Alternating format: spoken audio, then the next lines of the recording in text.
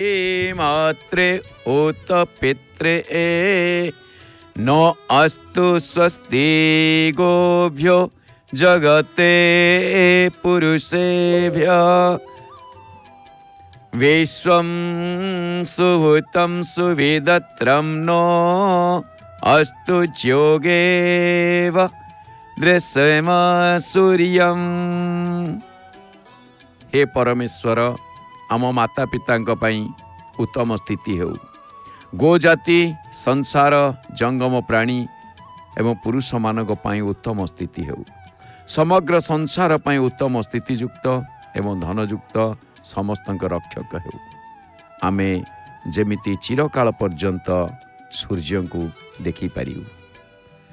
जय जय श्री जगन्नाथ, जय जय श्री जगन्नाथ, जय जय श्री जगन्नाथ। प्रिय जगन्नाथ प्रेमी दिव्यात्मन मम आराध्या माता भगिनी वृंद, आपण मानकु समस्त को जय जगन्नाथ परिवार तरफ हार्दिक शुभकामना। दर्शन करुछंती नीलचक्रे पतित पावन बाना एवं पतित पावन बाना सहित महाप्रभुंकर नीलचक्र एवं बड़ देउलर शीर्ष भाग अमला बेढ़ा को आमे दर्शन करुचे।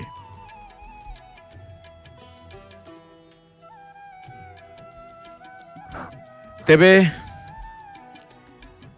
आसंतु जानी नवा कौन रही आसंता कालीर संक्षिप्त पंजिका। दर्शक बंधु, आसंता काली बैशाख मास कृष्ण पक्ष अष्टमी तिथि, आसंता शुक्ल अष्टमी रे नीलाद्रि महोदया अष्टमी पालन हेब। महाप्रभुंकर 12 मासरे 13 यात्रा भितरु एक अनन्य यात्रा नीलाद्रि महोदया अष्टमी। तेबे सूर्योदय अछंती आसंता काली 5:36 आ सूर्यास्त अछंती 5:59 अष्टमीर एकोदिष्ट एवं पार्वण श्राद्ध रही। नड़िया भक्षण निषेध। राति 11:48 पर लाउ भक्षण निषेध। आमे सिंहद्वार दर्शन करुचे। आसंतु जानी नवा कौन रही आसंता कालीर शुभ बेला। सूर्य उदय ठारू दिन 7:11 मध्यर अच्छी। पुणी 7:55 ठारू 10:19 मध्यर अच्छी। पुणी 12:43 ठारू 2:19 मध्य शुभ बेला। तापर 3:55 ठारू 5:31 मध्य शुभ बेला। तापर रात्रि 7:38 ठारू 9:14 मध्य शुभ बेला। पुणी आपण माने पाइबे 3:38 ठारू 4:26 पर्यंत शुभ बेला। एबे आसंतु जानी नवा कौन रही महेंद्र बेला। रात्रि 10:50 ठारू 11:38 मध्य शुभ बेला। पुणी 4:30 ठारू राति पाई आसुथुव 5:36 पर्यंत महेंद्र बेला। तेबे दर्शक बंधु, ये तो थिला शुभ बेला और महेंद्र बेला। एथर आसंतु जानी नवा 12टी जाक राशिंकर संक्षिप्त राशिफल। कौन रही आसंता कालीर संक्षिप्त राशिफल देखिबा। मेष राशि, राशि चक्रर प्रथम राशि मेष राशि उत्साहित देखा देबे। वृष राशि सेवा कार्य रे मनोनिवेश करिवे। मिथुन राशि चाहुतिबा सुख प्राप्ति न पारे, सुख हानिर जोग अछि। कर्कट राशि आशावादी देखा देबे, आगो कोई कार्यटा हब, आशावादी देखा देबे। सिंह राशि मन दुर्बल देखा दे पारे। हाँ महाप्रभु, जा हो संध्या आळती बढ़िला नहीं, संध्या धूप बढ़िला, संध्या आळती नुह, संध्या धूप बढ़िला, सेपटे फाळे कबाट पड़िला। तेबे दर्शक बंधु, सिंह राशि मन दुर्बल देखा देबे एवं कन्या राशि आत्मीय कष्ट अनुभव करिवे। तुला राशि कल जोगर संभावना रही। बिछा राशि मन उद्वेग देखा दे पारे। धनु राशि नीरव चिंता अवलंबन करिवे। मकर राशि प्रतारणार शिकार हो पारंती। कुंभ राशि कार्य हानिर जोग अच्छी। मीन राशि आत्मतृप्ति देखा दे पारे, आत्मतृप्ति अनुभव करेंगे। तेरे दर्शक बंधु ये तो थिला 12टी जाक राशिंकर संक्षिप्त राशिफल सहित आसंता कालीर संक्षिप्त पंजिका। तेबे आसंता काली ठारू शरण आरंभ। आसंतु टिके महाप्रभुंक ठारू आशीर्वाद प्राप्ति हवा।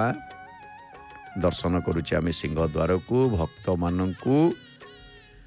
श्रीक्षेत्राधीश रूपे स्त्रीभुवन विदितो ब्रह्मदारु स्वरूप चक्राक्षः कृष्णकायः कलिकलुषहरः पापतापापहन्ता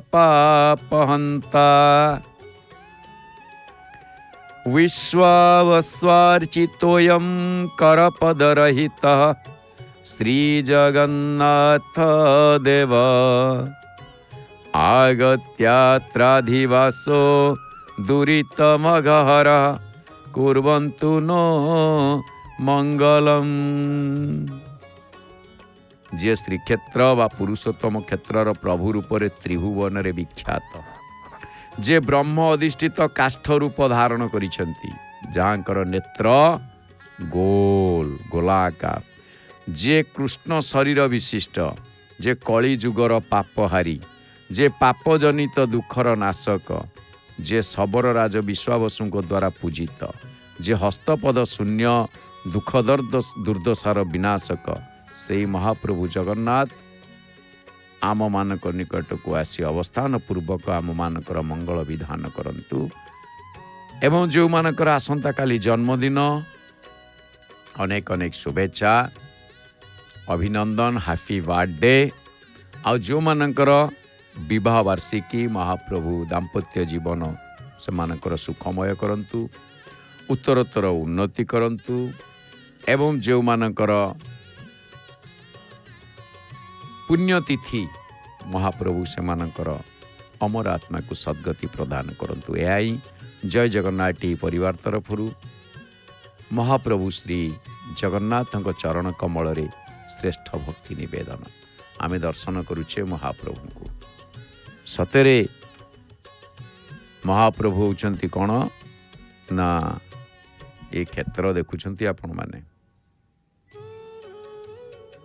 पुरुषोत्तम क्षेत्र तंत्र जामल जहाँ को कहती भारते चोत्कले देशे भूस्वर्गे पुरुषोत्तमे दारुरूपी जगन्नाथो भक्तानाम भयप्रदः। दारू रूपी जगन्नाथ भक्त मान को अभय प्रदान करुछंती। वेदरे श्रीमद् भगवत गीतारे पुरुषोत्तम उच्चारण बहु देखा जाए। भगवत गीता पुरुषोत्तम जोगरे कहा जाइछि जो मामेव जसम्मूढो जानाति पुरुषोत्तमं स सर्वविद् भवति मां सर्वभावे न भारत। अर्थात हे भारत जो साधक माने महादि शून्य होई मते पुरुषोत्तम रूपे अवगति हुअंती से सर्वज्ञ साधक मते सबु प्रकार भजन करंती। बहुत कथा रही, बहुत सुंदर सुंदर कथा।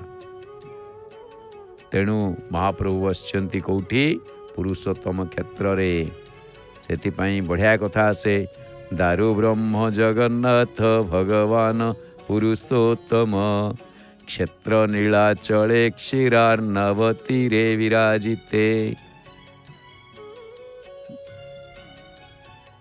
भक्ति कथारे आसे लवण समुद्र तीर रे पुरुषोत्तम क्षेत्र जो थे दारु ब्रह्म श्री जगन्नाथ विराजमान करिसेंती। तेणु सुंदर कथा आमे गतकाली श्रवण करुथिले लवकुशଙ୍କ प्रसंगरे। अर्थात लवकुश जन्म होइचंती माँ जानकी जीवन जंत्रणा बहुत सह्य करिसंती एवं कहा जाए पिता माने परिशेष पिता माँ को कोल को जाइछंती राम को प्राप्ति होइछंती लवकुश। माँ जानकी निज स्वामी को दर्शन करने पर माँ धरित्री कोल को फेरी जाइछन्ति। माने चिंता करंतु आपण माने माँ जान देवता माने स्वर्ग श्रीराम सीता उपर पुष्पवृष्टि करिसेंति। भगवान श्रीराम 13,000 वर्ष राजूति करने पर निज धाम वैकुंठपुरी को फेरी जाइछन्ति। रामावतार जवनिका सेठी पतन होइछि। लवकुशंकर राजूति आरंभ होइछि। एवं लवकुशंक वंशर शेष राजा थिले सुमित्र। तेबे एठी गोटे प्रसंग आसीचे आज जे आपण मान देखिबे राजा परीक्षित भागवती अनुचिंतार कारण भागवत आपण रामायण को पाइबे भल कथा। अभिशप्त कौन अभिशप्त ना से सर्प दंशन रे मरिबे 7 दिन पर तांकर मृत्यु सुनिश्चित। तेणु से मुनि सुकदेव ठारू भगवान अतीतर समस्त लीला जानिबाकू नाना प्रकार प्रश्न करि चलिछन्ति। परीक्षित पचारिछन्ति जे सीतांकर पिता विदेह आ सीता मिथिलार राजा जनकंक कन्या पुणी से धरित्री को माँ माँ डाकिकी तांको कोल को फेरी गले कहीं। प्रश्न देखते सुंदर प्रश्न ये नहीं। एठी सुक मुनि बढ़िया कथा कहते सीता जनकंक पत्नी गर्भरु जात होई नथिले। बढ़िया कथा आसी माँ जानकी जन्म।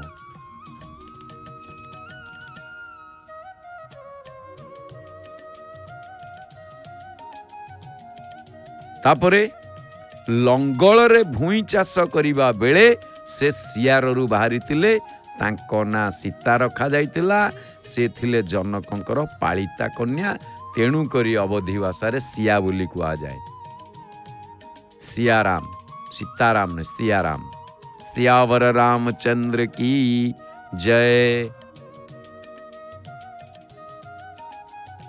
तेणु जनकंक जन्म मध्य बड़ विचित्र भाव रे हितला। से कथा मध्य कहउछंती के से ना सुक मुनि काहाकू परीक्षित इक्ष्वाकुंक पुत्र थिले निमि। से थरे यज्ञ करिबा लागि स्थिर कले। सूर्यवंशर गुरु होचंती महर्षि वशिष्ठ। सी यज्ञर प्रधान पुरोहित हेबा लागि विष्णु को प्रार्थना कले। ठीक सही समय को इंद्र मध्य एक यज्ञ करिबा लागि स्थिर करि सारी थिले। चिंता करंतु आपण माने सेपटे इंद्र गोटे यज्ञ करिया पई स्थिर करिसंती। एपटे गुरु वशिष्ठ यज्ञ करिया पई स्थिर करिसंती। अच्छा कोठी ना निमिक अर्थात एठी जनकंकर जो जन्म कथा आसुची सूर्यवंशर जे कि इक्ष्वाकुंक पुत्र निमि सी यज्ञ करने को स्थिर कर। अच्छा जेतेबेले इंद्र यज्ञ करने को स्थिर कले ठीक सही समय को से कौन कले तांको यज्ञ रे पौरोहित्य करने लगी से पूर्वर वशिष्ठ को निमंत्रण करथिले। वशिष्ठ तांको निमंत्रण रक्षा करिकी इंद्र को मध्य कथा दे सारी थिले। तेणु से राजा निमि को बुझेईकी कहले अवश्य मु तुमर कुलगुरु किंतु जे कौन सी शुभ कार्य मो द्वारा करा जिबा कथा किंतु मु तो इंद्र को कथा दे सारी तुम्हें टिके अपेक्षा कर। इंद्र को यज्ञ सारी मु तुरंत फेरी आसी माँ तोरण लक्ष्मी के आम देखुचे आहरी निकटरू निकटतर होउछंती। माँ को आम दर्शन करुचे। नमस्तेस्तु महामाये श्रीपीठे सुरपूजिते शंख चक्र गदा हस्ते महालक्ष्मी नमस्तुते। आज गुरुवार हलदिया वस्त्र माँ परिधान करिसंती।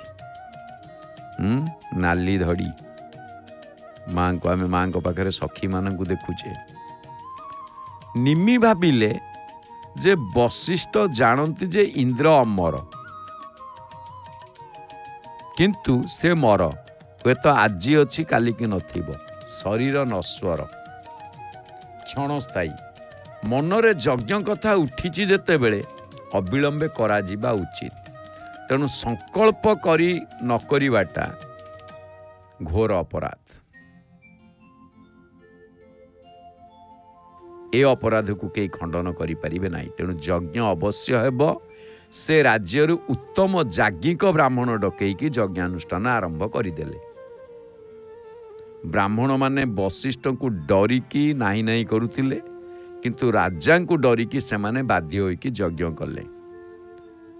दुईटी दृश्य आम देखुचे। गोटे पटे नीलचक्र पतित पावन बाना, पवन टिके धीर मंथर अच्छी। आज पवन बेसी नाही। चैताली पवन आज कहीं टिके चितपटांग हो जाइछि नुह कि। अवश्य बैशाख मास आसला, तेणु चैताली पवन धीरे धीरे कमिब। बैशाख ज्येष्ठर उत्ताप बढ़िब कौन। तथापि ए वर्ष एपर्यंत बेसी गरम अनुभव हेइनी, धीरे धीरे आसूची। जितेबाला हम जोड़ा ज्येष्ठ अच्छी ना, ए वर्ष जोड़ा ज्येष्ठ अच्छी, गरम अनुभव से बेले कर। हौ तेबे जेतेबेले यज्ञ आरंभ हैला, राजा को डरिकी से माने बाध्य होइकी यज्ञ कले। यज्ञ चली अवस्था वशिष्ठ फेरी आसिले। से राजा निमि को कहिले, दिने दी दिन सुधा अपेक्षा करि पारिलो नहीं। जहा कल से तमर किंवा प्रजांकर मंगल हबनी। अच्छा, राजा निमि निज संकल्प को दोहरे कहले, अवश्य आपण मोर कुलगुरु, तथापि आपण शत्रुता करिसेंती। गुरु माने समस्त को समान भाव में देखा उचित। किए बड़ किए छोट ए विचार गुरुंक मनरे न रहिबा उचित। निमिकर एभलिया कटुक्ति रे वशिष्ठ मनरे क्रोध आला। से अभिशाप दे कहले, तू पतित हो जा। आ निमि मध्य कम नुहति, से मध्य तपस्या करी जोग बल रे आध्यात्मिक शक्ति हासिल करथिले। से कहले, आपण गुरु होई शिष्यर दोष धरिबा कथा नुह, क्षमा करिबा कथा। एवं क्षमा न करी आपण मते अभिशाप दउछन्ती। याटु बळी अन्याय किछि होई न पारे। मोर जदि किछि तपस्या बल थाए, सेई बल रे मु मध्य आपण को अभिशाप दउछि, आपण मध्य पतित होई पड़न। गुरु शिष्य रे अभिशाप दिया दी। अभिशाप को अभिशाप फल रे गुरु शिष्य उभय को शरीर त्याग करिया को पड़िला। निमि अध्यात्म बल रे देह छाड़िले। आ वशिष्ठ देह छाड़ी कि मित्रा वरुण शिष्यंक बीर्य रे गोटे घड़ी रे जन्म नेले। तापरे परीक्षित एठी पुणी प्रश्न कले। परीक्षित शुणुछंती, सबू खाइबा पीवा सबू भूली जाइछंती, एक लय रे शुणुछंती जे मित्रा वरुण ऋषिंक बीर्य घड़ी भीतर को गला केमिति। वशिष्ठ कुंभज बोली कहा जाए तांकु। कुंभज ऋषि, कुंभज कुंभरु जन्म होइछंती। सुकमुनि कहले, दिने उर्वश माने दिने अप्सरा उर्वशी को देखिकी मित्रा वरुणकर बीर्य स्खलित होई तले पड़िला। मित्रा वरुण दिने रास्ता रे जाउछंती। उर्वशी अप्सरा सेठी स्नान करने को जाउछंती। तेणु उर्वशी जेतेबेले को देखिछंती, तेणु तांकर मनरे चारित्रिक स्खलन आसीछि। तेणु उर्वशी से वीर्य को नहीं एक घड़ी रे रखी देइथिले, कारण वीर्यर तेज उर्वशींकर सय हैला नाही। आउ एई घड़ी रु केवल वशिष्ठ नुहंती, अगस्त्य एवं वाल्मीकि ये 3 जन जन्म लाभ करथिले। याडे निमि देह त्याग करिवा मात्रे जाज्ञिक ब्राह्मण माने यज्ञ असमाप्त रहिबा देखि निमिक देह को तेल भितरे बुड़ेई रखिले। पुणी जीवन लाभ करी निमि आसिले यज्ञ कार्य समाप्त करिवा लागि। से माने अपेक्षा करी रहिले। देवता मानकु प्रार्थना करिवारे से माने आसी यज्ञ कार्य चलेइले। एवं ब्राह्मणक बा ब्राह्मण जाज्ञिक ऋषि मानक परिचर्या रे देवता माने परितृप्त होई कहिले, तमे माने जहा चाहिब आमे माने देबा पई प्रस्तुत। आपण देखुचंती अरुण स्तंभ, एपटे पतित पावन बाना, नीलचक्र नहीं, दुईटी दृश्य देखुचन जय जगन्नाथ टीवी। तेबे ब्राह्मण माने कहले, निमिक जीवन ही आमर काम्य। देवता माने एवमस्तु कहिबा मात्रे निमि जीवन लाभ कले, किंतु से कहिले देह धारण करिबा पाई मु चाहे ना, कारण देह विनाशशील। ଏଇଥିରୁ ଦୁଃଖ ସୁଖର ଉତ୍ପତ୍ତି। ବ୍ରାହ୍ମଣ ମାନେ ମୋ ଦେହ ପାଇଁ ଦେବତାମାନଙ୍କୁ ପ୍ରାର୍ଥନା କରିବା ଠିକ୍ ନାହିଁ। ସେ ଦେବତାମାନଙ୍କୁ ପ୍ରାର୍ଥନା କଲେ ମୋତେ ବିଦେହରେ ରଖାଯାଉ। ଦେବତାମାନେ କହିଲେ ରାଜା ନିମି ଦେହ ରହିତ ହୋଇ ସବୁ ମଣିଷଙ୍କ ଆଖିର ପଲକ ଉପରେ ବାସ କରିବେ। ତେଣୁ ବ୍ରାହ୍ମଣମାନେ କହିଲେ ତାହେଲେ ରାଜ୍ୟ ଚଳେଇବ କିଏ? ଦେବତାମାନେ କହିଲେ, ଦେବତାମାନେ ସାଙ୍ଗେ ସାଙ୍ଗେ ନିମିଙ୍କ ଦେହକୁ ମନ୍ଥନ କରିକି ଗୋଟିଏ ପୁତ୍ର ସନ୍ତାନ ଉତ୍ପନ୍ନ କଲେ, ଯିଏ ତନ୍ମଧ୍ୟରୁ ତନ୍ମଧ୍ୟରୁ ହିଁ ଜନକ ଅର୍ଥାତ୍ ଭବିଷ୍ୟତ ବଂଶଧାର ମାନଙ୍କର ଜନ୍ମଦାତା ହେଇ ରହିଲେ। ଆଉ ଏପଟେ ଯେଉଁ ବିଦେହ ହେଇକି ରହିଲେ ସେ ସମସ୍ତଙ୍କ ଶରୀରରେ ନିମି ଅର୍ଥାତ୍ ଆମେ ଯେଉଁ କହେ ଚକ୍ଷୁ ପତାକୁ ନିମି ବୋଲି କୁହାଯାଏ। ନିମିଷ, ସେଇ ନିମିଙ୍କଠାରୁ ନିମିଷର ସୃଷ୍ଟି। ଦଣ୍ଡେ ନିମିଷେ ଥିଲେ ପ୍ରାଣ ନ ନେଇପାରେ ଜନ୍ତୁରାଣ। ନିମି ଆଉ ଚକ୍ଷୁ, ସମସ୍ତଙ୍କ ଚକ୍ଷୁ ପତାରେ ନିମି ବୋଲି କୁହାଯାଏ ଚକ୍ଷୁ ପତାକୁ ଉପରି ଭାଗକୁ। ତେଣୁ ଏଠି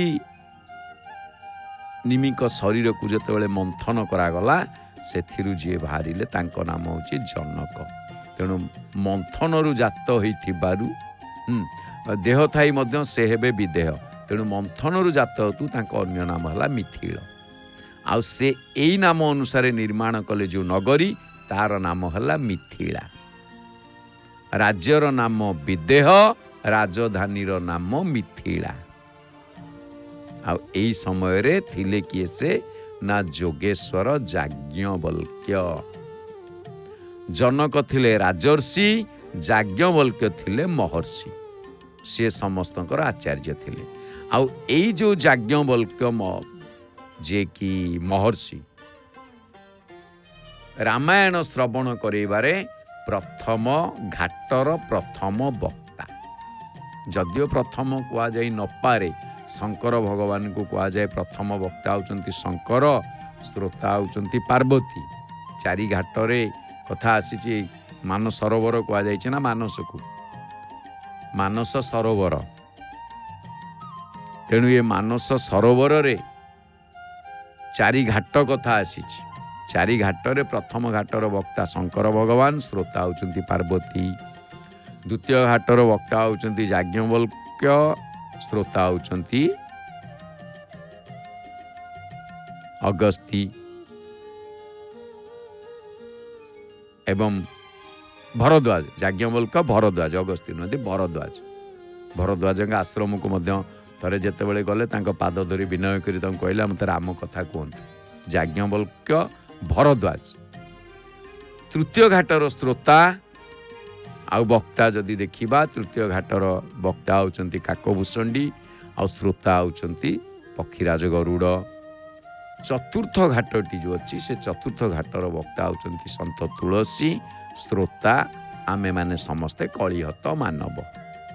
ଇଏ ହେଉଛି ରାମାୟଣର ପ୍ରକାରଭେଦ ଚାରି ଘାଟର କଥା। ଭାଗବତରେ 6 ଘାଟ ଅଛି, ଷଡ଼ସମ୍ବାଦ ଅଛି।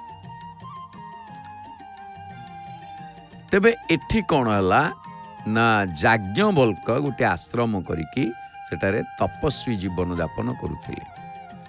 ଏବଂ ଶ୍ରୀରାମ ଭରତଙ୍କୁ ସେ ଯେତେବେଳେ ଦେଖିଲେ ସେତେବେଳେ ସେ କ'ଣ କଲେ ନା ବଡ଼ ଆନନ୍ଦ କଥା, ତାଙ୍କୁ ଯେତେବେଳେ ସେ ଦେଖିଲେ ଅତି ଖୁସି ହେଇଗଲେ। ଖୁସି ହେଇଗଲା ପରେ ସେ ତାଙ୍କଠାରୁ ଆଶୀର୍ବାଦ ମଧ୍ୟ ପାଇଛନ୍ତି। ତେଣୁ ତାଙ୍କଠାରୁ ଆଶୀର୍ବାଦ ପାଇଲା ପରେ ଏପଟେ ଯାଜ୍ଞବଲ୍କ୍ୟ ଗୁରୁ ହୋଇଛନ୍ତି। ତେବେ କଥାଟି ଆପଣମାନେ ଦେଖିବେ, ଏଇ ଯେଉଁ ପ୍ରସଙ୍ଗଟି ଆସିଛି ଯେ ଜନକ ଇଆଡ଼େ ସୁକମୁନିଙ୍କ ପ୍ରସଙ୍ଗ, ଆଉ ଯୋଗେଶ୍ୱର ଯାଜ୍ଞବଲ୍କ୍ୟ, ଜନକ ଥିଲେ ରାଜର୍ଷି, ଯାଜ୍ଞବଲ୍କ୍ୟ ହେଲେ ମହର୍ଷି, ସେ ସମସ୍ତଙ୍କର ଆଚାର୍ଯ୍ୟ ଥିଲେ। ତେଣୁ ଏ ପ୍ରସଙ୍ଗକୁ ଦେଖିଲେ ପ୍ରଥମେ ଆମେ ଦେଖିବା ଜନକ। ଜନକ କହିଲେ କ'ଣ ବୁଝାଏ କହିଲେ? ପ୍ରସଙ୍ଗଟି ଭାରି ଗୁରୁତ୍ୱ। ଜରେ ଜପ, ନରେ ନମ୍ରତା, କରେ କର୍ମଠ। ଜନକ। ଦ୍ୱିତୀୟରେ ଜରେ ଜଗତ କଲ୍ୟାଣ, ନରେ ନାରାୟଣ ପ୍ରିୟ, କରେ କର୍ମ ସନ୍ନ୍ୟାସ। ସିଏ ହେଉଛନ୍ତି ଜନକ। आउ से समय रे माँ जानक जनक जेते बेले यज्ञ करिए बोली खेती करुछंती बा हल करुछंती सेई ठारू जात होले किए से ना माँ जानकी बा सीता बोली नामक सेठी बहु ऋषि मेल होइतिले।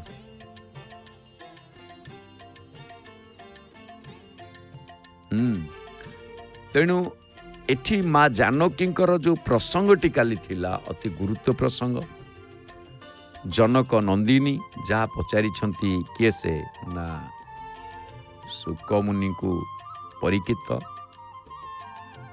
सर्वसहा धरित्री सीता शांति समाहिता जहाँ आजिकाली जुगरे विरल। आजिकाली जुगरे आपण माने ता पाइबेनी कहीं ना कलिकाल सीता बहुत देखिए। कलिकाल सीता को कहले कौन कहती कलिकाल रीति ओलटा हेउची सासु को मारुची बहु घिओ सर पुली खटा जे लगुची आंबिला लगुची मऊ। ये कलिकाल सीता से जनक कन्या होचंती जानकी। आउ के बहुत बढ़िया बढ़िया कथा सब रही कलिकाल सीता को नहीं नुआ बोहू मानकर कथा को नहीं जिते पुराना प्रवाद भी बहुत सुंदर सुंदर अच्छी। देख नुआ बोहूंकर फेसन सासु माजंती अईठा बासन कथा कहती सासु को ओलटा सासु पिंधती बोहूंक पालटा आगे मुंडे देउथिले ओढ़णा एबे मुंडरे उड़िलाणी बाना सासु ससुर को करी टाइटी सासु करू थांती बासी पाइटी आगे चलुथिले सासु कथारे एबे चढ़िलेणी सासु मथारे गुरु गुरु जने नाही समान राति अधरे घर को गमन। नाइट जीरो नाइट क्लब कौन जीरो नाइट पूरा होनी कि चिंता कर ये तो गला भी अत्य सची राउतराय तो बड़ा सुंदर कही बढ़िया सुंदर भाव में कही किरस्तानी पाठ पढ़ी झील बोहू हेलेणी किस कली काल है तियारी कहले नागुची विष। निछक ग्रामांचल भाषा कही पुओ मोर कला 3 पास सीना कॉलेज पढ़ी 3 पास माने +3 पास जो +3 पास को 3 पास बोली कहला बहु साहाबाणी हेबे कि ए लगी थिली मु लोड़ी शशि राउतरांकर पल्लीश्री काव्य बढ़िया सुंदर सुंदर कथा आसी। तेबे जाओ एठी गोटे जिनस आम देखा जे जो मिथिला राजधानी हैला प्रथम एठी आसिला कौन ना निमिंक देह मंथनरु जनकंकर जन्म से होचंती जनक। देशर नाम विदेह एई न्याय रे जनक होचंती निराकारवादी। रामायण रे से होचंती जणे राजर्षि आउ भागवत रे जड़ भरत श्रेष्ठ राजर्षि 2 जण। रामायण रे जनक राजर्षि आ भागवत रे जड़ भरत होचंती राजर्षि। तेणु जनक श्रेष्ठ राजा ही ऋषि भली निर्लिप्त थिले। आउ भागवत रे आपण मान देखिबे जे कि उत्ति जहाँ काम वासना अतीत स्त्री माने पाखरे थाई मध्य कामना रहित हेबा 10 लक्षण भितर गोटे उत्ति अछि।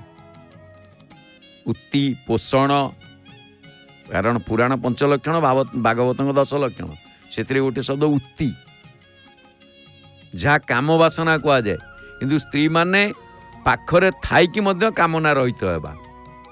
आउ एई भागवतंकर दर्शन जदि आपण रामायण को दर्शन देखिबे एठारे सप्त ऋषि बहु ऋषि जणु सेठारे मेल होई न थिले। माँ जानकी को जन्म समय रे जनक जेतेबेले यज्ञ कले ए कथा आसीछि सेठिरे सप्त ऋषि जे कि कह जाए सप्त ऋषि सहित सप्त ऋषि पत्नी किंतु समस्ते कामना रहित कामनार कई बसीभूत ही ना जेमिति कि सप्तऋषि अत्रिंग पाखे अनसुया बाध्य होगी जगन्नाथ माने सेठी ब्रह्मा विष्णु महेश्वर शिशुवत शिशु हवाक पड़ा। शंकर पाखे पार्वती अगस्त्य पाखे लोपामुद्रा वशिष्ठ पाखे अरुंधती एमान समस्ते गृही माने गृही किंतु कामना रहित। रामकृष्ण परमहंस, शारदा देवी, जनक, सुनयना, चैतन्य, विष्णुप्रिया। अर्थ आपण माने एटी चिंता करंतु, एमाने समस्ते घर संसार करिकी मध्य केही कामी नुहंती, किंतु आजिकाली जुगरे घर संसार नकरी अधिक कामी। भल कथा सन्त अभिराम परमहंस कहती, सन्त अभिराम परमहंस बढ़िया कथा कहती, के चिता तिलक को काटी कहिबे मुगुरु हेलिटी, बाछी करिबे धनी शिष्य कहिबे टंका लुगा आस, के किछि शास्त्र अबगाही कहिबे गुरु हेली मुही, के किछि शास्त्र को पढ़िण कहिबे आंभे गुरु ब्रह्म, दिनरे काटुथिबे चित्ता रातिरे खोजुथिबे माता, एकई गुरु जगन्नाथ आउबा केहेब समर्थ। सन्त अभिराम परमहंस कथा ये। तेणु एठी जनकଙ୍କ कथा जेतेबेले आसीची, जनकଙ୍କ पत्नी होचंती सुनयना। अच्छा, कर्मरे रहिकी काम ठारू दूरे रहिबाकू कर्म संन्यास कहा जाए। अर्थ कर्मरे रहिबा, कामना ठारू दूरे रहिबा। काहेकि ना कामनार विनाश रे दुखर विनाश। बुद्ध दर्शन। ए जीवन दुखमय, दुखर कारण कामना, कामनार विनाश रे दुखर विनाश। तेणु जदि आमे कर्मरे रहिकी कामना ठारू दूर रहे, जहाँ गीतारे कहले कर्म कर चल, फल को आशा करनी, फल ही कामना ना। कामना विभिन्न प्रकार, कामना, वासना, दुर्वासना आम मन भितर। से तो भल कथा आसला, शंकराचार्य बढ़िया कथा, दुर्वासना मम सदा परिकर्षयन्ति, सदाबेल पाई मन भितर दुर्वासना मान आमको कर्षण दबार लगे, कर्षण दबार लगे। तेणु एटी श्रेष्ठ गृही जी जनकंकर शिष्य रूपरे सुखदेव को अध्ययन करने को पड़ता। जो सुखदेव ये भागवत कहते परीक्षित शुणुंट, सुखमुखु परीक्षित शुणिला उद्धार पाई, से सुखदेव जनकंकर शिष्य ग्रहण करिसेंती। अर्थात जड़े गृहींकर शिष्य जड़े आबाल ब्रह्मचारी, बाल ब्रह्मचारी सुखमुनि। विलक्षण कथा ये। तापरे अष्टवक्रंक भली जड़े महान साधु, से जनकंक राजसभा मंडन करुथिले, से पुणी अष्टवक्र, जहाँ को देखिकी हसीथिले समस्ते। बढ़िया कथा आसी, अष्टवक्र जो जाइथिले सभा को समस्ते हसिले। ये 8 दिग को बंका होगी से चलुले, 8 हाड़ नथिला मांस गुड़िक आ कौन, तेणु बंका चलुले तो हसिले। से अष्टवक्र मध्य हसिले। सब जी ऋषि मुनि बसचंती, विद्वान माने बसचंती, हसीचंती देखिकी। ये जड़े जोकर कुआड़ू पलि आसला, सी जमी हसिले, अष्टवक्र हसिले। अष्टवक्र हसिले, आमे तो हसिलु, ये कहीं हसिला? पचारा तमें कहीं हसी, तमें कौन पे हसिल? आमे तो हसिलु, तमें कौन पे हसिल? ना मत कहतु आपण मैंने कौन पे हसिले? ये आमर सुनसप कथा ये अच्छी, आगू को केते आसीबा ये आलोचना करिबा। आपण माने कौन पे हसिले? ना तमर रूप को देखी, ना मु सेहि तुमको देखी हसिली, ना आम मान को देखी। हाँ, तुम मैंने माने हसर पात्र, हास्यास्पद पात्र तुम मैंने, तुमको तेणु तुमको देखी हस लगे। मत देखिकी आप हसिले, कौन पे हसिले? मो रूप को मुझे तैयारी करछि, तमें मैंने मत देखिकी हसिल, तमें भगवान को देखिकी हसिल। मोर ए शरीर को तो मु गढ़ीनी ना, शरीर तो मोर नुह, मु तो निजे निजे को गढ़ीनी। जी गढ़ी तमें ताकू देखिकी हसिल, तमें भगवान को तात्सल्य कल। तेणु भगवान तुमको गढ़ी, मु सेइथिपाई जे तुम मानकर भाव को देखिक मु हसिली। से अष्टवक्र से समस्ते जानी जाइथिले जे साधारण बालक हेले मध्य ज्ञानर भंडार। तेणु सी कौन करुथिले ना जे कि जनकंकर ରାଜସଭାକୁ ମଣ୍ଡନ କରୁଥିଲେ। ତାଙ୍କ ପିତାଙ୍କୁ ଫେରେଇ ଆଣିଥିଲେ, ଅନେକ ବ୍ରାହ୍ମଣକୁ ମଧ୍ୟ ଫେରେଇ ଆଣିଥିଲେ। ବରୁଣ ରାଜା ଯଜ୍ଞ କରୁଥିଲେ, ତାଙ୍କର ବ୍ରାହ୍ମଣ ଦରକାର ଥିଲା। ଯିଏ ତାଙ୍କ ପ୍ରଶ୍ନର ଉତ୍ତର ନ ଦେଇପାରିବ ସେ ସମସ୍ତେ ଜଳ ସମାଧି ହେବେ। ସମସ୍ତେ ଜଳ ସମାଧି ହେଇଥିଲେ, ଅଷ୍ଟବକ୍ର ଯାଇକି ଆଣିଥିଲେ ସେମାନଙ୍କୁ। ବହୁତ କଥା ଅଛି। ଆଚ୍ଛା, ସେଠି ମାନେ ବାଲ୍ମୀକି ମଧ୍ୟ ଜନକଙ୍କର ପରାମର୍ଶଦାତା ଥିଲେ। ଏଠି ବାଲ୍ମୀକି ଆପଣ ଚିନ୍ତା କରନ୍ତୁ, ସେ ଜନକଙ୍କ ରାଜସଭାରେ। ତେଣୁ ଆହୁରି ଗୋଟିଏ ପ୍ରସଙ୍ଗ, ସବୁଠାରୁ ଭଲ ପ୍ରସଙ୍ଗ ଆପଣ ଜାଣିଛନ୍ତି କ'ଣ ନା ଧନୁଭଗ୍ନ ପ୍ରସଙ୍ଗ। ଯୋଉ ଧନୁ ଶଙ୍କର ଭଗବାନ ତ୍ରିପୁରାସୁରକୁ ମାରି ସାରିଲା ପରେ ସେ ଧନୁଟି ଆଣିକି ଦେଇଥିଲେ ଜନକଙ୍କୁ। ତମେ ହିଁ ୟାର ରକ୍ଷାର ଭାର ନେଇପାରିବ। ସୁକନକ ଧନୁ ବୋଲି ତାକୁ କୁହାଯାଏ। ସେ ଧନୁର ନାମ ଏପର୍ଯ୍ୟନ୍ତ କେହି କହନ୍ତି ପିନାକ ଧନୁ, କାହିଁକିନା ଗୁଡ଼େ ଇଆଡ଼ୁ ସିଆଡ଼ୁ ଇନଷ୍ଟାଗ୍ରାମ ୟୁଟ୍ୟୁବ ଇଆଡ଼ୁ ସିଆଡ଼ୁ ଦେଖିକିରି କିଏ କ'ଣ ଛାଡ଼ି ଦେଉଛନ୍ତି। ସେ ବାଉଳ ଚଳାଇ ଯିଏ ଯାହା ଛାଡ଼ିଲା, ଆଉ କ'ଣ। ପିନାକ ଧନୁ ନୁହେଁ। ସେ ଧନୁ ଶଙ୍କରଙ୍କ ପାଖରେ ଯେଉଁ ଧନୁ, ତା ନାମ ପିନାକ, ସେ ତାଙ୍କ ପାଖରେ ଅଛି। ଶଙ୍କରଙ୍କ ପାଖରେ ପିନାକ, ପିନାକୀ ଶଙ୍କର ବୋଲି ତାଙ୍କୁ କୁହାଯାଏ। ଏ ପ୍ରସଙ୍ଗ ପୁଣି ଆହୁରି ଅଲଗା, ଧନୁ ଉତ୍ପତ୍ତିର ପ୍ରସଙ୍ଗ। ତାଙ୍କ ଧନୁର ନାମ ପିନାକ, ଶ୍ରୀରାମଙ୍କ ଧନୁଙ୍କ ନାମ ସାରଙ୍ଗ, ଶ୍ରୀରାମଙ୍କ ଧନୁ ନାମ କୋଦଣ୍ଡ। କଥା ପ୍ରସଙ୍ଗରେ ଆଲୋଚନା ହେଲେ ସବୁ ଏଗୁଡ଼ିକ ଆସେ। ଶ୍ରୀରାମଙ୍କ ଧନୁ କୋଦଣ୍ଡଧାରୀ, କୋଦଣ୍ଡ। ଶ୍ରୀକୃଷ୍ଣଙ୍କ ଧନୁର ନାମ, ଶ୍ରୀକୃଷ୍ଣଙ୍କ ଧନୁଙ୍କ ନାମ ସାରଙ୍ଗ। ପରଶୁରାମଙ୍କ ଧନୁଙ୍କ ନାମ ଅଜଗବ। ତାପରେ ଆସିଲେ କିଏ, ସେ ନା ଅର୍ଜୁନ। ଅର୍ଜୁନଙ୍କ ଧନୁଙ୍କ ନାମ ଗାଣ୍ଡିବ। ଏଗୁଡ଼ା ବହୁତ ଭଲ ଭଲ ପ୍ରସଙ୍ଗ। ଇଏ ଗୋଟେ ଯେତେବେଳେ ଶ୍ଵେତରାଜା ସତ୍ୟ ଯୁଗରେ ଶ୍ଵେତରାଜା ଗୋଟେ ଯଜ୍ଞ କଲେ, ସେ ଯଜ୍ଞରୁ ବାଉଁଶର ଉତ୍ପତ୍ତି ହେଲା। ସେ ବାଉଁଶକୁ 36 ପବ କରାଗଲା। ଆପଣ ଦେଖିବେ ଯେଉଁଟାକି ପିନାକ ଶଙ୍କର, ତାଙ୍କ ପାଖେ ଯେଉଁ ଧନୁ ସେ ହେଉଛି 11 ପବ। ତାପରେ ଯେଉଁ ଧନୁ ଆସିଛି ଶ୍ରୀରାମଙ୍କ ପାଖକୁ ସେ 9 ପବ। ତାପରେ ଆସିଛି ଶ୍ରୀକୃଷ୍ଣଙ୍କ ପାଖକୁ ଯେଉଁ ଧନୁ ସାରଙ୍ଗ ଧନୁ ସେ 7 ପବ। ତାପରେ ପରଶୁରାମଙ୍କ ପାଖରେ ଯେଉଁ ଧନୁ ସିଏ ହେଉଛି ଅଜଗବ 5 ପବ। ତାପରେ ଗାଣ୍ଡିବ ଧନୁ ଅର୍ଜୁନଙ୍କ ପାଖରେ 3 ପବ। ଏମିତି ମିଶିକି ହେଲା 35। ଯେଉଁ ଅଗ୍ରଭାଗଟି ବଳିଲା ସେ ଅଗ୍ରଭାଗଟିକୁ ଭଗବାନ ଶ୍ରୀକୃଷ୍ଣ ନେଲେ, ତାହା ହେଉଛି ବଇଁଶୀ। ବାଉଁଶରୁ ବଇଁଶୀ, ବଇଁଶୀ, ଆକର୍ଷଣୀ। ତାପରେ ଏଥିରେ ରହିଛି ବଇଁଶୀ ଭିତରେ ମୁରଲି, ତୋରେ ଶରଣ ଗଲିରେ ମୁରଲି। 7 ରନ୍ଧ୍ର ସବୁ ଠିକ, କିନ୍ତୁ ତାର ଦର୍ଶନ ଅଲଗା।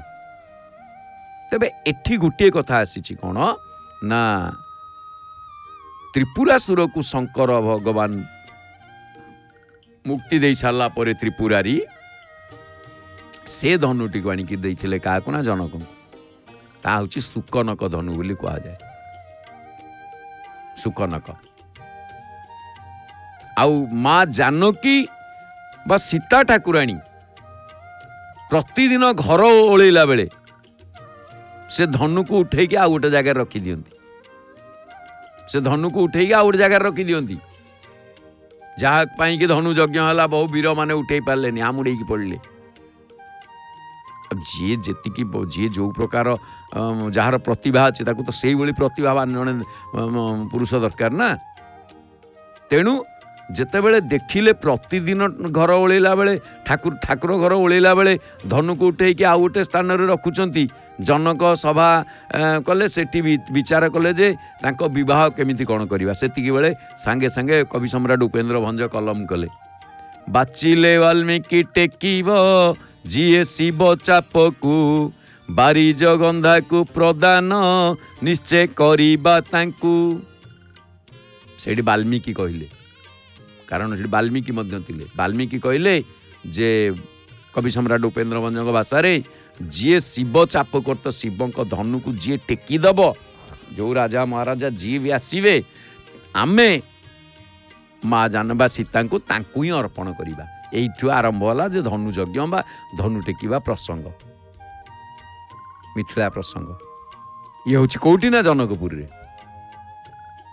तेणु एठी गोटे प्रसंग आसे कह जाए चित्रकूटरे वेद वेदांत प्रभु निजे वशिष्ठ विश्वामित्र देव समूह एमाने समस्ते भरतंग प्रेम रे हार मानिगला बेले जनक ही राम भरतंग भितर थिबा परम प्रेम को पदा को आनिथिले एवं से ही शेष निष्पत्ति करथिले।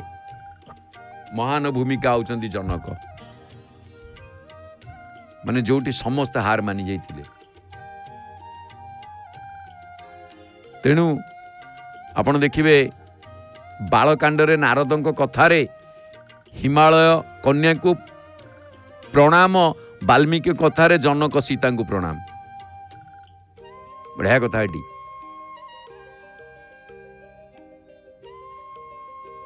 माने हिमालय निज झील को प्रणाम करछंती कन्या को प्रणाम बर अर्थ एटी प्रसंग बालकांडरे नारदंक कथारे जानले कहले साधारण झील नुहे ये हिमालय माने बापा झील को प्रणाम करिवार प्रसहित पई तो कन्या मान को प्रणाम कहीं करती कन्या मान को पाद छुआ को दियंती उत्तर प्रदेश ठार आरंभ कर केतटा राज्य रे कन्या खिया कन्या को पूजा करिबा ए सब रही। आ वाल्मीकि कथार जनक सीता को प्रणाम करिसेंती कहीं से धनु को से उठेइसेंती प्रतिभा। रामायण रे ऋषि शब्द 4 प्रकार आमे जो ऋषि जन कहउछंती कोन ना राजर्षि 4 प्रकार ऋषि देखा जाए जने राजर्षि जने देवर्षि जने महर्षि आउ जने हेले ब्रह्मर्षि। देवर्षि जहाँकर कामना स्खलन हुए एवं लोकाचार रे कलह प्रिय सी होचंदी नारद देवर्षि नारद। महर्षि दुर्वासा ब्रह्मर्षि विश्वामित्र राजर्षि जनक। किंतु ये आश्चर्यर कथा सबु ऋषि भितर जनक जे कि राजर्षि बहु ऊर्ध्वरे समस्त ऊर्ध्वरे लोक नारद ना रखती किए कहीं ना नारद गली अइली जा सत कथा ता पाइली कहली तीन पुरे मोर गति क्या नए बीती माने एपटे आस नारद आसिले कलिया नारद आसिले कलिया नारद बोली कह।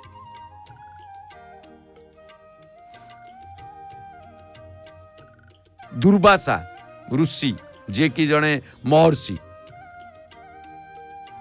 आ श्रेष्ठ ऋषि सी हेले मध्य क्रोधी तांको क्रोध संवरण करि पारंतिनी क्रोधी सी। विश्वामित्र ब्रह्मर्षि हेले मध्य प्रचंड राग जोगु तांको चंड कौशिक बोली कहा जाए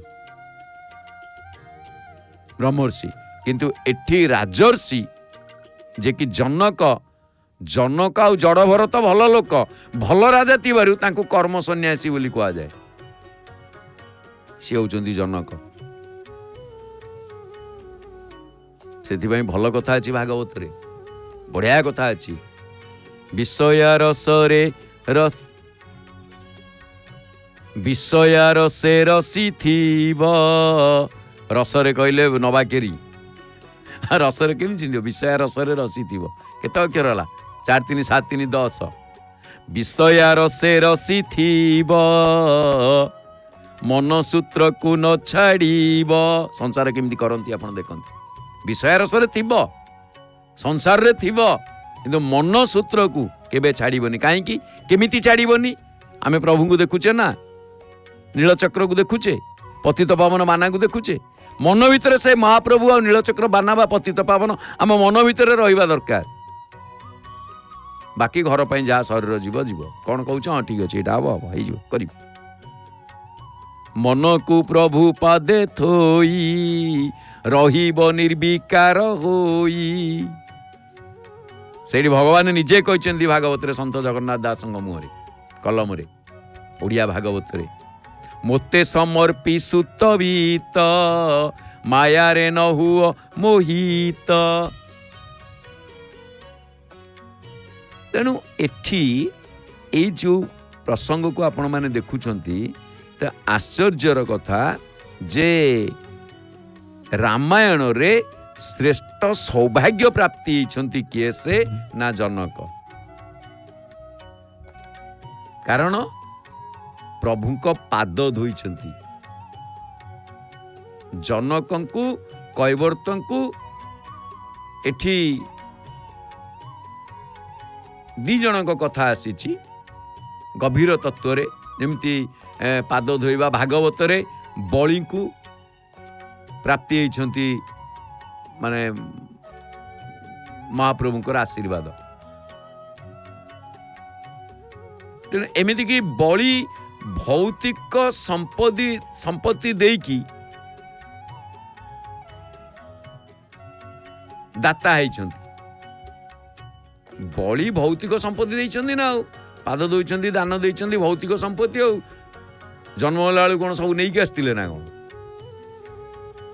कैवर्त प्रभुଙ୍କର जाति स्मर, से जाति स्मर होइकी प्रभु कृपा प्राप्ति होइछंती।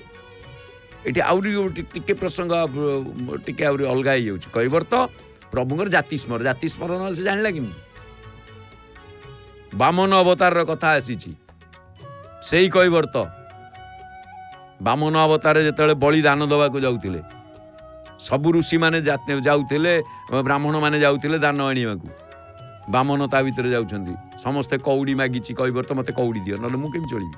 ब्राह्मण माने कौड़ी देइछंती। बामन को पाखक आसिला बेलू बामन आय बाबा तमे जाउछ कौड़ी दियो ना, कौड़ी बलि राजा दान दउछंती आ दान दवा को मु दान आनिबा को जाउची, दान आनिले तमु दे दियो। मते ब्राह्मण लोक आनिले दबो हम पे कोठी अछि कि ना ना कौड़ी न देले मु पारी करिबिनी।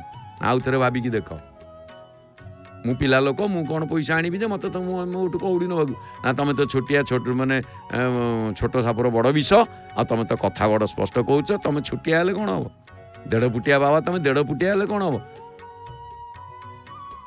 हाँ तमे तो 11 फुटर कथा कहउछ ना, तमे पैसा न देले मु जीबिनी, मु पारी करिबिनी ना। ताले ठीक अछि, तमे जदि मते पारी न करिवो ताले मु सेमिति चल चली पारी जीबी ना कोन। चल चली पारी जीवो गंगा को 84 काठी गभीर गंगा तमे चल चली पारी जीवो ना। हाँ सब देखिबी चेष्टा करिबी। तमे जदि मते न पारी न करिवो आ कोन करिवि, दान तो आनिया जीबी ना। ब्राह्मण लोक हम सेहि पई कहंती ब्राह्मण लोभी, आ मु लोभरे जाउची दान आनिया को कोन।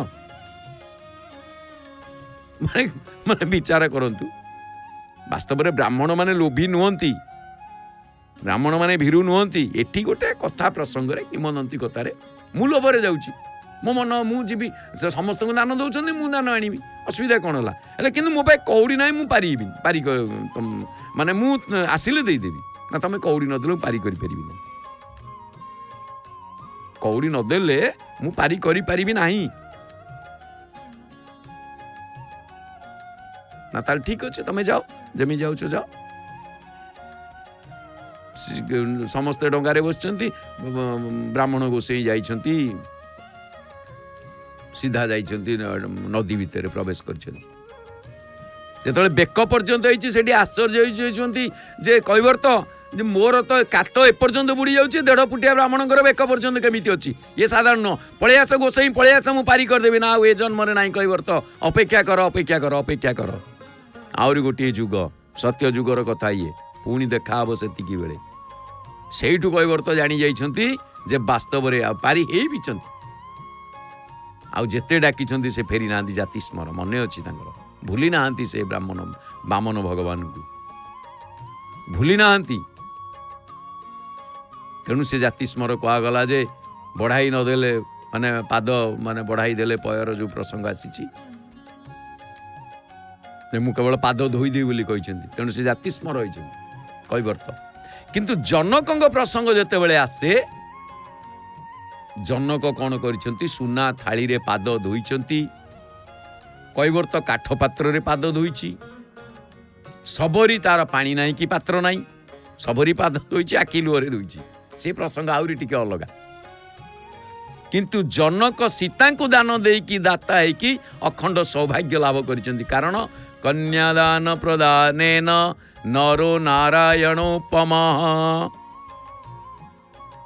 तेणु दशरथ आउ जनक देह विदेहर मनोभाव हेतु साकार और निराकार तत्वर सम्मिश्रण हो पारि नाही। तेणु धनु यज्ञ को दशरथ को निमंत्रण करा जाई नथिला साकार निराकार तत्व। आ ए प्रसंग रे आगुरु मध्य रही अयोध्यार जड़े चंडाल जनक करिथिबा जनक गोटे गो हत्या करिसेंती अजाणतरे ता प्रायश्चित करने जो जाइंट गाई को देवारे जनक साकेत्र महिमा पाखे से भय करिकी दशरथ को निमंत्रण करना बोली ये गोटे मत आसे कारण अयोध्यार सीमार जनक मृगया को जाइंट हठात गोटे गो हत्या हो जाइए द्वारा तेणु प्रायश्चित से खबर पठे सीमार अच्छी दशरथ को पाक दशरथ से समय जनक दोष को माने हेय मन कर से कहते दूत को कहते जा से पलैबे आ दूतर जिद्रे हठात जो कि माने उद्यान ओलैला बेले जड़े चंडाल को डाकी कहले तमें जाओ आ मारी गाई पाखरे माने पहुँचिकी मुठे जल धरी तुम कह तुम राजा को माने राजा को समस्त राजा को स्मरण कर अर्थात दशरथ को सूर्य को एवं परमात्मा को स्मरण कर परमात्मा कहले ब्रह्मा मरीचि कश्यप सूर्य भविष्यत दशरथ अज रघु दिलीप खट्वांग दीर्घबाहु एवं दिलीप कह हे धनु ए संतानर अर्दली बंची उठ ताई है से गाईटी बंचिक उठिला आश्चर्य होइले जनक देखी चंडाल कर्म सेही दिनु सूर्य कूल को देखी भ्रमई मर्म एणु समस्त को डाकिले दशरथ बिना बिना बिना निमंत्रण श्रीराम जाइथिले टीसीना बिना निमंत्रण से श्रीराम जाइथिले कारण डाकी नथिले कि भरोसा गोटे चांडाल को पठेदेवे कथा अनेक समय संक्षेप आपण माने देखुछंती महाप्रभु को तेरे आसतु आगक आगक पुणी आम कि आलोचना जारी रखा तेरे जहाँ भी हो सुखमुनि शुणी जनक विषय आउ प्रसंग शुणिकी बहुत खुशी होती आगक पुणी कौन रोचे आम आलोचना करवा कौन सब कार्यक्रम प्रसारण करसतु जाना कार्यसूची मध्यम एवं एक स्वर रे कहवा जय जय श्री जगन्नाथ जय जय श्री जगन्नाथ जय जय श्री जगन्नाथ।